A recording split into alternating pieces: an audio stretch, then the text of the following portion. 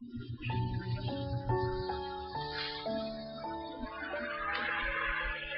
was born into poverty in the small town of Zululand, where I gave birth to 2 children, a girl who I named Mabali, and then a short time later, a boy named Nkosi.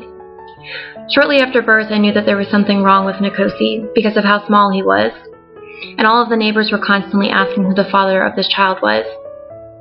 And I knew that I could never tell anyone, and that's when I decided to pack my bags and leave for Johannesburg, where I knew we would have a better life.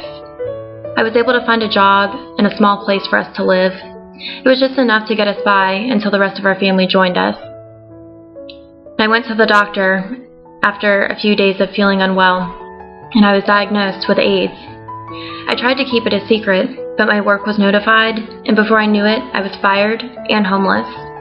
As if this wasn't enough, the doctors told me that I had passed the disease on to Nkosi. I felt ashamed, helpless, and depressed. What was I going to do? I couldn't go back to Zululand with fear of being rejected, or worse. We continued our journey to find and hope for acceptance, a refugee camp, but we were threatened to be killed. And every day is harder, we're just getting weaker, but just when I thought I had lost all hope, I found the guest house, a home that was open to men who have been diagnosed with HIV/AIDS. I knew that if I wanted Nkosi to have a better quality or any chance at life, I had to leave him here. I visited often, and I could see that he was improving, and everyone there loved him and cared for him in ways that I just couldn't. And just when I thought things weren't looking up, the guest house closed. It was then that Gail, the founder of the guest house, offered to take Nkosi home with her, and she promised to attend to all of his needs, and she would give him the best chance at a better quality of life. Gail loved Nkosi as if he was her own, and she had kept her promise at giving him a better life.